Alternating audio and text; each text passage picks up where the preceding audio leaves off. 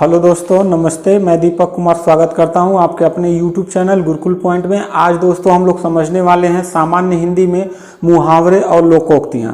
देखने में और सुनने में और पढ़ने में लगता है बहुत आसान है, लेकिन एग्जाम में जब विकल्प के रूप में वैकल्पिक रूप में आ जाता है और पूछ देता है कि इसका मुहावरे का सही अर्थ क्या हुआ या लोकोक्तियां का सही अर्थ क्या हुआ, तो उसी से रिलेटेड चारों ऑप्शन बिल्कुल सेम टू सेम होते हैं और पहचानना हमारे लिए बहुत मुश्किल हो जाता है। और आज हम लोग हंसी और मजाक के साथ बिल्कुल बहुत आसानी से समझेंगे कि लोकोक्तियां क्या होता है, मुहावरे क्या होता है। यहाँ देखते हैं, सबसे पहले मुहावरा को समझते हैं। तो मुहावरा जो है ना, मुहावर अरबी भाषा का एक शब्द है मुहावर, ठीक है।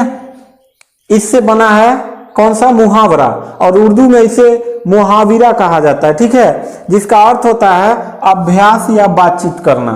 ठीक, अब इसका अर्थ थोड़ा सा समझ लेते हैं।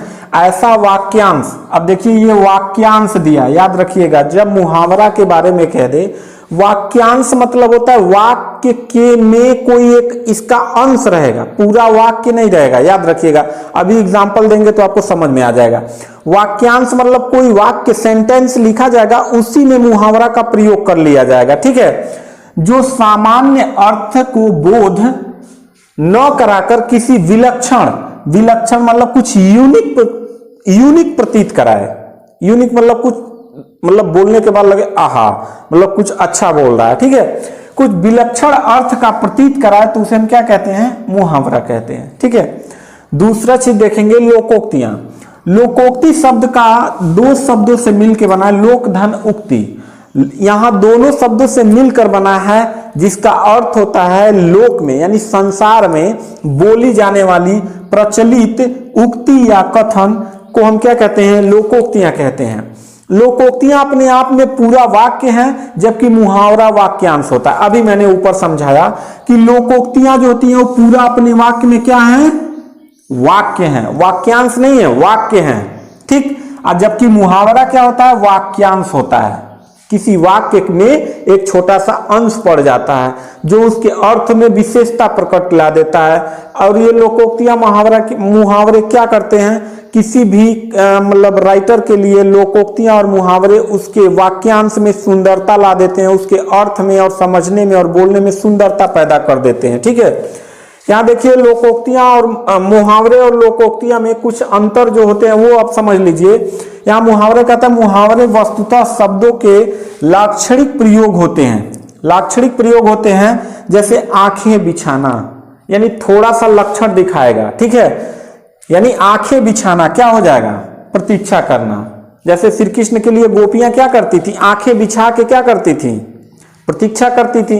तो उसके लिए हम क्या कर सकते हैं, आंखें बिछाना एक छोटा सा लक्षण दिखाई दे देगा वाक्य में, और वो क्या कहलाएगा, मुहावरा कहलाएगा। इसके अपोजिट आ जाएंगे, जबकि कहावतें किसी कहानी या चीर सत्य के आधार पर बने हुए पूरे वाक्य के रूप में होती हैं। जैसे कहीं का ईंट और कहीं का रोड़ा, भानुमती ने कुनबा जोड़ा।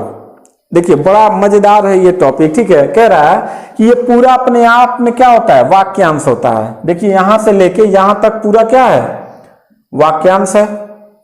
जबकि यह क्या होता है, किसी वाक्य में छोटा सा अंश रहता है जो उसके वाक्य में क्या ला देता है, सुंदरता ला देता है, विशेषता प्रकट कर देता है। ऐसे यहां देखिए कह रहा है, कहीं का ईंट कहीं का रोड़ा, भानुमती ने कुनबा जोड़ा। यानी जो भाषण दे रहा है उसका समझ में नहीं आ रहा है कि कौन सा बात कहां कहनी चाहिए, उल्टा पलटा सब कर दे रहा है, सब बेकार हो जा रहा है, ठीक है। दूसरा, मुहावरे का प्रयोग वाक्यों के अंतर्गत हो सकता है। मुहावरे का प्रयोग वाक्यों के अंतर्गत हो सकता है, यानी कोई सेंटेंस है उसके अंदर होगा। जबकि कहावतों का प्रयोग बिल्कुल स्वतंत्र रूप से और किसी विषय को केवल स्पष्ट करने के लिए होता है। यानी ये पूरा का पूरा वाक्य क्या रहता है, कंप्लीट सेंटेंस रहता है। पूरा का पूरा वाक्य किसी एक विषय को दर्शाता है। तीसरा, मुहावरा अपूर्ण वाक्य होता है। देखो मुहावरा क्या होता है, अपूर्ण वाक्य होता है, पूरा कंप्लीट वाक्य नहीं होता, अपूर्ण होता है, वो छोटा सा अंश बीच में डाल देगा, ठीक।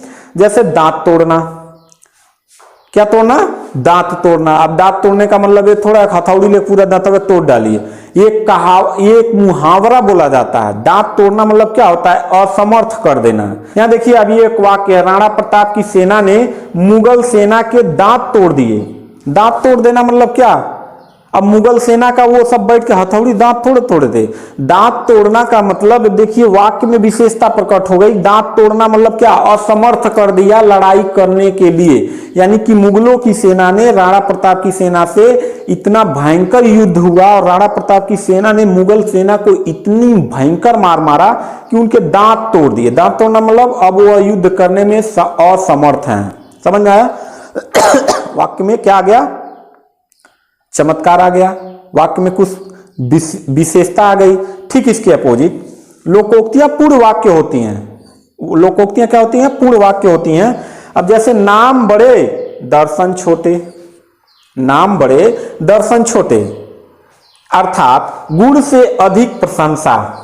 तो हम वहां पे कहावतें, यहां पे क्या है? लोकोक्तियां को कहावतें भी कहते हैं। लोकोक्तियां या कहावतें हम आपस में बातचीत करते हुए कह सकते हैं कि कवि जी का बड़ा नाम सुना था या फिर मतलब महर्षि जी का बड़ा नाम सुना था, लेकिन जब उनकी कविता सुनी या उनका प्रवचन सुना तो बड़ा बेकार लगा। अर्थात वही बात हो गया कि नाम बड़े दर्शन छोटे। समझ में आया? तो ये छोटा सा मैं सिर्फ एक बेस तैयार कर रहा था कि लोकोक्तियां और मुहावरे आपको समझ में आ जाए। एक तरफ मैं मुहावरों का कुछ इंपॉर्टेंट चीजें लिखा हुआ है क्वेश्चन, और एक तरफ लोकोक्तियां जो कुछ इंपॉर्टेंट हैं। वैसे बहुत ढेर सारा है, बस समझना रहता है कि कैसे हमको एग्जाम में पकड़ना है। क्योंकि जो 4 विकल्प देगा, जैसे मान लीजिए यहाँ पे दे दिया अपनी खिचड़ी अलग पकाना, तो ये स्वार्थी होना को ना इसी टाइप से स्वार्थी स्वार्थी लिख के 4 विकल्प देता है। ठीक है, तो हमें एग्जाम में बड़ा गड़बड़ हो जाता है। तो हमें बस समझना है, क्योंकि हम एग्जाम्पल को पढ़ के कंपटीशन नहीं निकाल सकते हैं। हम एग्जाम्पल को समझ के कंपटीशन फाइट कर सकते हैं। तो समझना क्या है, यहां देखिए दिया है अपनी खिचड़ी अलग पकाना। यहाँ पहले समझिए, कह रहा है अपनी मतलब व्यक्तिगत, खिचड़ी अलग पकाना। जैसे मान लीजिए कि 2-3 भाई हैं, 3 भाई हैं, 2 बाहर कमाते हैं और छोटका जो है कि घर का मालिक बना हुआ है, सब कर रहा है।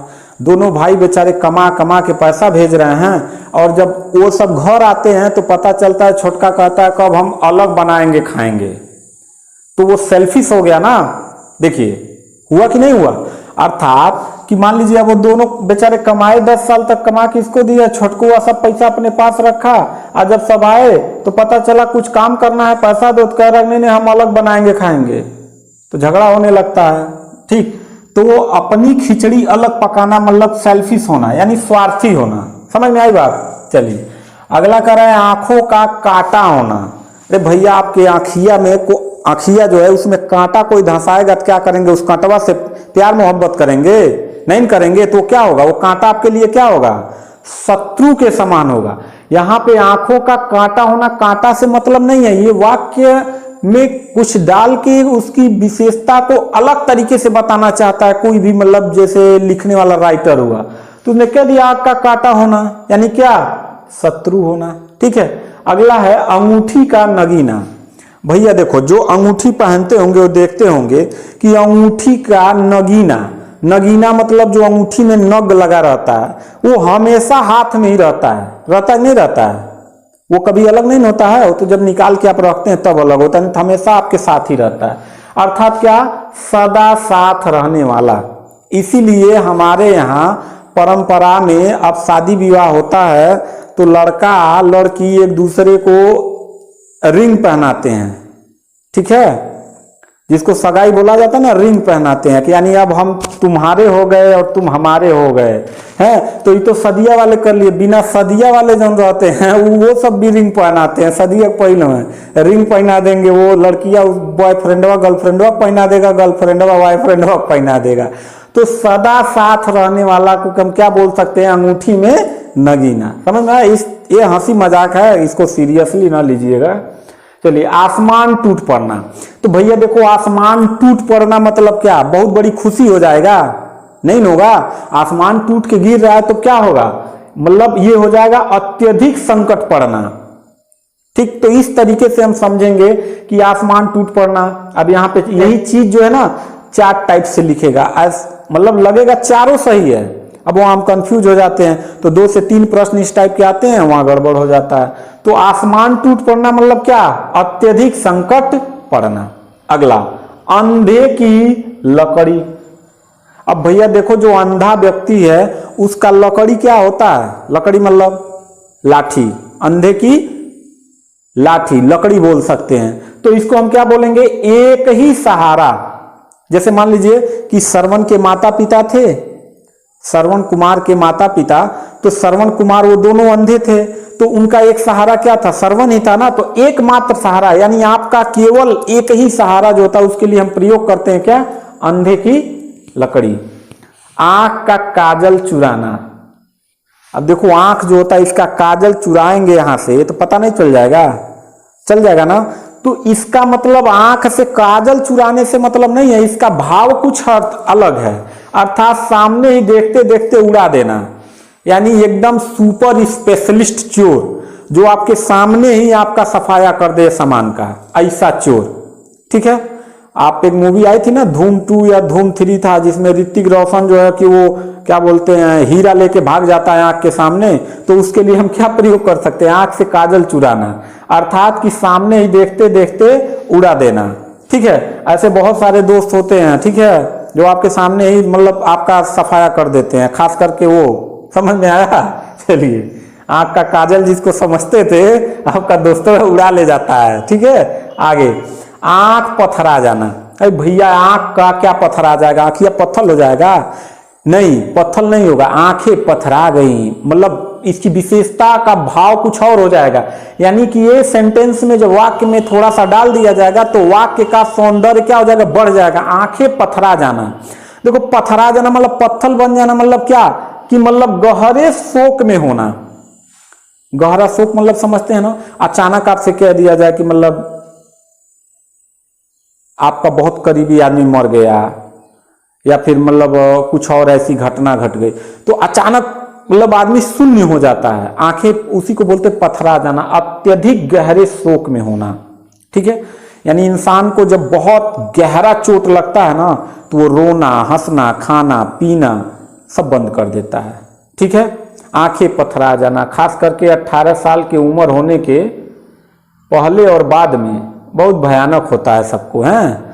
तो आंखें पथरा जाना यानी बिना खाए पिए गहरे शोक में रहना। ठीक है। प्रेमी प्रेमिका वाली बीमारी जो होती है। गाल बजाना, गाल बजाना मतलब समझते हैं ना? गाल ऐसे बजाना मतलब नहीं होता, डींग हाँकना, लंबी लंबी फेंकना, छोड़ना। ठीक है। जैसे चुनाव आता है ना, नेताजी लोग कहते हैं हम ये कर देंगे, वो कर देंगे, ये करना है, वो करना, डींग हाँकना, लंबी चौड़ी बातें करना। ठीक है। गुदड़ी का लाल। बाबू, गुदड़ी का लाल क्या होता है? गुदड़ी का लाल समझते हैं? यानी कि गरीब घर में गुणवान का भी उत्पन्न होना, गुणवान क्वालिटी वाला, अर्थात असुविधाओं में उन्नत करने वाला, बहुत दिक्कत हो, बहुत गरीबी हो और उसमें भी उन्नत कर दे। जैसे लाल बहादुर शास्त्री जी को कहा जाता है कि हमारे देश के गुदड़ी के लाल हैं। गुदड़ी के लाल मतलब क्या? असुविधाओं में उन्नत करने वाला। लाल बहादुर शास्त्री जी जिस समय पीएम बने थे, प्रधानमंत्री बने थे, उस समय देश में भयंकर अकाल पड़ा था, क्योंकि 62 में जो है कि चाइना ने हमको हराया था, और उस समय हमारे यहाँ जो हरित क्रांति नहीं था, किसानों की दशा बड़ी खराब थी और पॉपुलेशन बढ़ता ही जा रहा था, खाने के लाले पड़ गए थे। उस समय लाल बहादुर शास्त्री ने एक गुदड़ी का लाल, उन्हीं को बोला जाता है असुविधाओं में उन्नत करने वाला। भारत को जय जवान जय किसान का नारा देके भारत को एक शक्तिशाली राष्ट्र बनाने में जो भूमिका अदा की थी, इसीलिए उनको कहा जाता है, लाल बहादुर शास्त्री जी को, गुदड़ी का लाल, यानी असुविधाओं में उन्नत करने वाला। भारत जिस गरीबी में संकट बिता रहा था, उस गरीबी से उठा के उन्होंने हरित क्रांति को पैदा करके पूरे देश को खुशहाल बना डाला। अगला, चादर से बाहर पैर पसारना। अक्सर हमारे यहाँ क्या बोलते हैं, गाँव में लोग बोलते हैं ना कि जितना चादर है उतने पैर फैलाओ। ये जो कहावत बनाया उसको मिल जाए तो 2 झापड़ हम ही मार दें। क्यों? क्योंकि ये कहावत हमको संकुचित कर देती है, हमारी जो आगे बढ़ने की जो दिशाएं होती हैं, जो लक्ष्य होता है, उसको संकुचित कर देती है। अरे भैया, जितना चादर है उतने में पैर पसारो, तो आदमी कोई बाहरी चीज नहीं करता। जैसे मान लीजिए आपके पास चादर है, उसी में पैर सिकुड़ा के सोए हुए हैं, तो आपको दूसरे चादर की आवश्यकता नहीं पड़ेगी। जब अपना पैर फैलाएंगे, आपकी चादर जो है वो कम पड़ेगा, तब ना बड़ा चादर लेने की जरूरत महसूस होगी, तब ना बड़ा काम करेंगे। तो यहाँ पे क्या हो रहा है कि चादर से बाहर पैर पसारा नहीं जाता, यही बोला जाता है। लेकिन मैं मानता हूँ कि चादर से हमेशा बाहर पैर पसारना चाहिए। इच्छाएं जो खत्म कर दिया ना, वो आगे बढ़ना मतलब उसके लिए बहुत इम्पॉसिबल हो जाता है। ठीक है, तो आय से अधिक व्यय करना। ठीक, लोग कहते हैं कि आय से अधिक व्यय करोगे तो ये हो जाएगा। अरे भाई, आप पैसा ही पैसा को कमाता है ना। जब पैसा आप 2 लाख कमा लिए, ले आप घर पे रखे रहो उसको बंद करके अलमारी में, तो 2 लाख का 2 ही लाख रहेगा। लेकिन उससे इन्वेस्ट करोगे, जब पैसा खर्च करोगे तब उससे फिर कमाओगे। हवा से बातें करना, तो भैया हवा से बातें कौन करता था? पीटी उषा करती थी। ठीक है, यानी कि बहुत तेज दौड़ना, हवा से बातें करना। ठीक है, आगे अब आएंगे लोकोक्तियां पे आते हैं बाबू। यहाँ देखो, दबी बिल्ली चूहों से भी कान कटवाती है, ऐसे देता है, ऐसे ऐसे कहावत दे देगा, हालत खराब हो जाएगा। तो इस प्रकार से बोला जाता है कि जब मुसीबत में रहो, अपना सर किसी के पैर के नीचे हो तो उसको चिमोटा नहीं जाता है, नोचा चोथा नहीं जाता, सहलाने में भला है ना भैया, कब रगड़ देगा पैर से मर जाएंगे कोई गारंटी नहीं है। यहाँ किसी से दबा हुआ आदमी अपने से कमजोर लोगों के भी बस में ही रहता है। ठीक है, इसीलिए कहा गया कि दबी बिल्ली चूहों से कान कटवाती है। अब भाई बिल्लियां चूहे से डरेगी, लेकिन दबाया गया है तो बिल्लियां क्या कर रही है, कर ले भैया कनवा काट ले मेरा, ले काट ले। लेकिन दबी नहीं रहती तब दोनों हाथों से पकड़ के नोच चोथ के खा जाती। तो दबी बिल्ली चूहों से क्या करती है, कान कटवाती है। का अर्थ भाव क्या हुआ, किसी से दबा हुआ आदमी अपने से कमजोर व्यक्ति, अब ये चूहा इससे कमजोर ही है ना, कमजोर लोगों से भी बस में रहता है, उनके बस में। जैसे मान लो कोई अफसर है तो भाई अपने अधीनस्थ से कमाना है तो उनका क्या करेगा, उनके बस में रहेगा, कुछ बोलेगा नहीं, नहीं तो भैया कमाना ही बंद हो जाएगा। ठीक है, फिसल पड़े तो हर हर गंगा। देखिए बड़ा ही इंपॉर्टेंट है, पूछा गया प्रश्न है, फिसल पड़े तो हर हर गंगा। अर्थात कि काम बिगड़ जाने पर यह कहना कि यह तो किया ही ऐसे गया था, यह तो किया ही ऐसे गया था। काम जब बिगड़ जाए तो बोल देना है तो ऐसे कामवा किया गया था कि यही होता, कोई भी करता तो वही कह रहा है कि फिसल गए तो हर हर गंगा। मान लो कोई सामान लेके जा रहे हो, अब फिसल गए नदी में तो गिर गए तो हर हर गंगा, यानी यही तो होना था, ये तो जो किया था यही उसका रिजल्ट आता। चलिए, न रहेगी बांस न बजेगी बांसुरी, यानी कि क्या, मेन मुद्दे को, यानी किसी समस्या के मूल जड़ को ही, मूल समस्या के कारण को ही नष्ट कर देना। मान लीजिए कि मतलब माँ बाप आपको पढ़ा लिखा रहे हैं कि मेरा बच्चा इतना पैसा लग रहा है, इंग्लिश मीडियम में पढ़ रहा है, पढ़ लिख के अधिकारी बनेगा, पुलिस बनेगा, दरोगा बनेगा, ये बनेगा वो बनेगा। बाबू दिन भर लीड लगा के मोबाइले पे लगे हुए हैं कहीं और, तो वो मोबाइले में कूच देना, समझ रहे हो, यानी कि किसी समस्या के मूल कारण को नष्ट कर देना। तो उसी समय बाप कहेगा ना, जब कुछ कांच लेगा मोबाइल आपका थूर थार देगा तो कहेगा, मतलब न रहेगी बांस न बजेगी बांसुरी। ठीक है, तो अर्थात न रहेगी बांस न बजेगी बांसुरी, या किसी समस्या के मूल कारण को नष्ट कर देना। भूखे भजन न होए गोपाला। अब भैया देखो कह रहा भूखे भजन न होए गोपाला, अर्थात कोई भी भूखा रहने वाला कोई काम नहीं कर सकता है। अब भैया गाड़ी में पेट्रोल ना हो तो गाड़ी चलेगी नहीं, चलेगी, रुक जाएगी। इसी प्रकार से हमारा पेट होता है, हम जब तक काम करते हैं, जब तक हमारे शरीर में कुछ गया रहता है, दाल चावल रोटी सब्जी कुछ भी खाए पिए रहते तभी कर पाएंगे। अब भूखे भजन रात भर कह दीजिए कि हरे रामा हरे कृष्णा करो, दो ही घंटा मुलट पलट जाएंगे, हैं ऐसे बेहोश हो जाएंगे। तो भूखे भजन न होए गोपाला, अर्थात भूखे रहने पर कोई काम नहीं होता है। झूठ के पैर नहीं होते। अब भैया कह रहा है झूठ है तो उसके पैर नहीं होते, या अर्थात का मतलब क्या हुआ, झूठ बोला हुआ काम ज्यादा दिन तक रहता नहीं है, अर्थात झूठ अधिक दिन तक नहीं चल सकता है, कहीं न कहीं वो पता चल ही जाएगा। ठीक है, और एक बार अगर आप झूठ बोल दिए ना तो उस झूठ को छिपाने के लिए इंसान को 100 झूठ बोलना पड़ता है। 101वें झूठ में पकड़ा जाता है कि आदमी झूठा है, गलत बोल रहा है। इसलिए कोई रिश्ता जो खराब होता है ना वो झूठ बोलने की वजह से होता है। और ज्यादातर जो लोग झूठ बोलते हैं ना वो लोग बड़े, जब तक सच्चाई नहीं पता चलता है तब तक बड़ा ही मीठा बने रहते हैं। ठीक है, लेकिन जब सच्चाई पता चल जाता है तो उस मीठे में बड़ा जल्दी कीड़ा पड़ जाता है। अर्थात झूठा बहुत दिन तक नहीं चल पाता है, वो उसके पैर नहीं होते हैं। तो एक बार सच बोल देंगे ना तो रिलेशन में थोड़ा सा कड़वाहट जरूर होगा, लेकिन रिलेशन बच जाता है। तो झूठ के पैर नहीं होते। अगला, उतर गई लोई तो क्या करेगा कोई, अर्थात कि बेशर्म आदमी पर कोई प्रभाव नहीं डाल सकता है। अब जो मान लो कोई बेशर्म आदमी है, राह चलते किसी लड़की को उल्टा पलटा बोलता रहता है, उसको आप कितना बढ़िया संस्कृति की शिक्षा दे दीजिए कि भाई आपके घर में भी बहन बेटी हैं, आप किसी को ऐसे करेंगे, लेकिन बेशर्म आदमी को कोई प्रभाव नहीं डाल सकता है। तो उसके लिए हम कहावतें बोल सकते हैं कि उतर गया लोई तो क्या करेगा कोई, ये बेशर्मवा आदमी है, इसको लाज शर्म तो है नहीं, किसी को कुछ भी कह देता है, तो कितना समझाइएगा वही काम करेगा। तो ये आदमी नहीं है, ये उतर गया लोई तो क्या करेगा कोई, इसके ऊपर कहावत एकदम फिट बैठता है। ठीक है दोस्तों, तो ये 4-5 एग्जाम्पल थे जो मतलब समझने का चीज है। ये सब मैं लिख दिया हूं ताकि स्क्रीनशॉट लेके नोट्स बना सकते हैं। इसके पहले मैं जब आपको परिभाषा बताया हूं, मतलब इसके बारे में बताया हूं, वो सब भी नोट्स कर सकते हैं।